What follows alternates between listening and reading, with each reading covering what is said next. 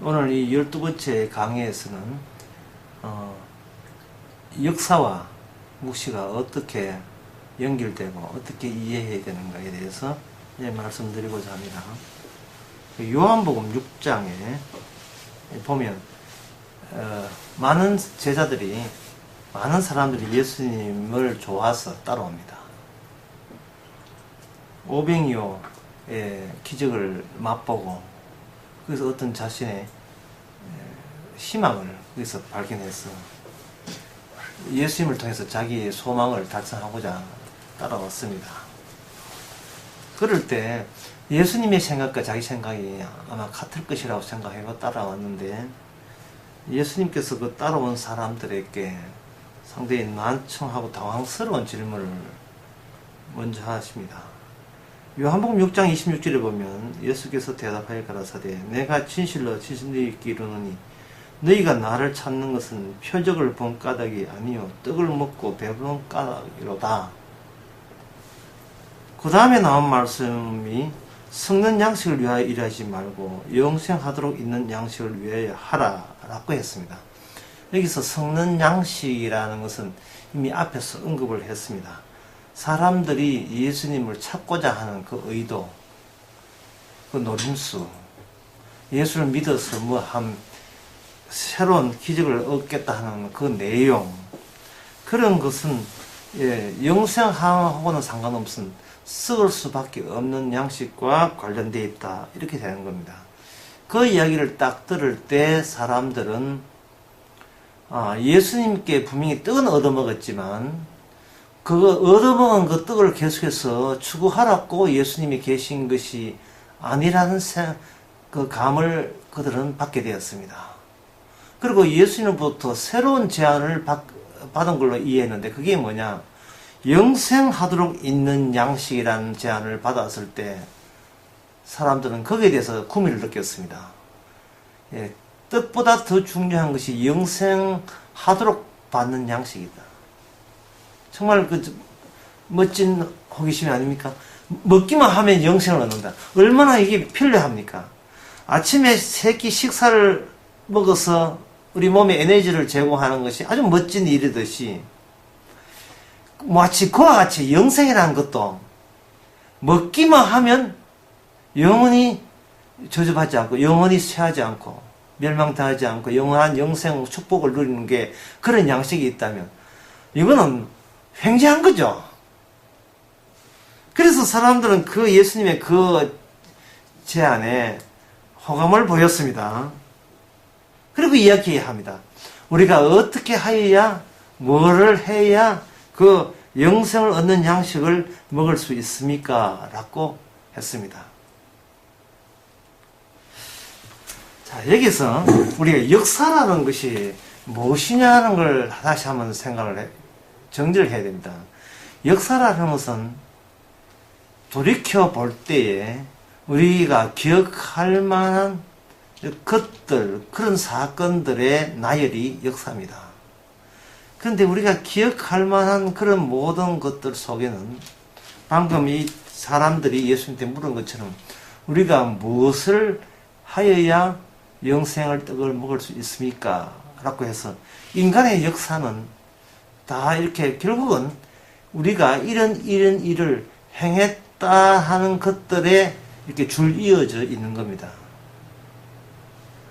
예수님의 그 다음에 여기에 대한 예수님의 답변을 우리가 미처 알지 못한다고 간주하고, 우리가 예상하는 예수님, 제가 무슨 일을 하여야 영생을 얻을 수 있습니까? 또는 교회 목사님을 보고, 목사님, 제가 오늘 교회 처음 나왔는데 어떤 일을 해야 우리가 천국에 갈 수 있습니까? 라고 질문을 했을 때, 우리가 그 목사님의 입에서 또는 예수님 입에서 은근히 기대하고 있는 답변들은 어떤 것이 있었겠습니까? 영생을 얻으려면 이쪽에서 이런 일을 해야 된다 라는 답변을 우리는 기대하게 됩니다. 주일을 성수해야 되고, 11조를 해야 되고, 그 다음에 교회에 봉사해야 되고, 그리고 남은 여생을 선교하든지, 아니면 선교를 못하면 선교비를 내든지, 선교한 사람을 후원해서 하나님 나라가 이 땅에 널리 확장하는데 보탬이 되는 것이 마귀와 사와 이겨서 우리가 승리자로 구원 바꾼 성도의 바른 삶입니다. 라는 답변을 질문하는 쪽에서 이미 은근히 그런 질문 쪽에서 나오기를 기대하고 있을 겁니다. 그리고 그런 질문을 이 교회원 초짜가 그런 질문을 했을 때 그 옆에 교회에 오랫동안 다녔던 중직들, 서리집사나 장집사나 뭐 장로님이나 이런 분들이 옆에 같이 그 질문을 듣고 있다면 아마 그들은 이 목사님 답변보다 또는 예수님 답변보다 자기가 또 먼저 나서서 답변하고 싶은 그런 마음 충동을 느낄 겁니다. 우리 교회 처음 나오신 분은 그게 참 궁금한데 저도 처음 나올 때 궁금했었습니다. 하지만 제가 이 교회에 나와서 15년 다니고 20년 다니면서 이런 일을 했고 그래서 예, 천막으로 시작했던 교회가 이제는 버젓하게 이렇게 500평짜리 이 건물로 고딕체 건물로 해서 이렇게 훌륭한 교회가 세워져서 하나님의 은혜로 세워져서 주차장도 넓히고 이 지역 사회에 모범이 되고 빛과 소금이 되어서 복음 전파에 지금 이걸 담당하고 있는데 그 전에 많은 성도들이 새벽 재단에 나와서 기도하고 그 자기의 살던 집도 전세로 바꿔서 전세돈을 바쳐서 그렇게 헌신해서 교회에 오늘 이렇게 되었습니다. 그것이 바로 하나님께서 우리를 이끄는 하나님의 영생을 얻게 하는 방법, 그 모습들입니다. 라고 그런 답변을 하고 싶어서 막 꿀떡같이 할 거예요. 또는 그런 답변을 할 때, 그 교회 처음 나온 사람은, 내가 이제 처음 나왔지만, 이제 발걸음을 이제 새로 시작하기 때문에, 천국 갈 때까지 꾸준히 이 교회에 봉사하면서 목사님 시킨 대로 성경 말씀대로 목사님 시킨 대로 주의 말씀 잘 순종하고 교회 질서에 순종하면서 그러니까 세례받고 학습받고 세례받고 해서 직분해서 내가 이 시대에 내가 살던 시대에 복음 선포에 내가 조금이라도 기여할 수 있는 사람 되면 그게 영생 얻는 하나님의 일이구나 라고 은근히 그런 대답이 나올 거라고 이미 마음에 준비를 하고 들을 겁니다. 그런데 막상 예수님 말씀은 이거였습니다. 우리가 어떻게 일을 하여 하나님을 하올까 할 때 예수께서 대답하여 가라사대 하나님의 보내신 자를 믿는 것이 하나님의 일이다. 어떻게 하여야 영생을 얻을 수 있습니까? 라고 우리는 행함을 내놓을 만반의 마음 준비, 겸손한 마음 준비, 순진하고 참 경건스럽게 살 마음 자세, 진정성을 있는 그런 마음 자세로 어떤 교회 일이나 주의 일을 하려면 덤벼들 마음 자세, 헌금할 마음 자세 다 돼 있는데 성교에 보탬할 수 있는 그런 간접적으로 보탬할 수 있는 마음 자세 돼 있는데 거기에 대한 예수님의 답변은 너무나 엉뚱했습니다. 하나님을 보낸 자를 믿는 것이 하나님의 일이다 라고 했습니다. 우리 같으면 네가 행하는 중에서 하나님의 보낸 자를 믿는 일을 행하라고 이렇게 이야기할 수도 있는데 여기서 예수님께서 언급하시는 이 하나님의 일, 하나님의 보내신 일이라는 것은 그 뒤에 나오는 것, 그 뒤에 내 살과 내 피를 마시라는 언급을 여기서 나중에 덧붙이게 되는 겁니다.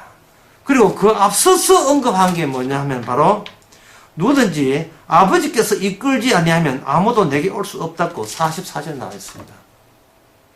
왜 사람들이 만반의 하나님을 위해서라면 뭐든지 몸을 투신할 만반의 준비가 되어 있는 그런 대화의 분위기에서 어떻게 아버지께서 이끌지 아니하면 내게 올 수 없다는 부정적인 답변이 왜 그게 나오고 바로 그것을 믿으라는 거예요. 아버지께서 이끌지 않으면 내게 올 수 없다. 그리고 그 뒤에 나오는 52절에 내 살과 내 피를 마셔라.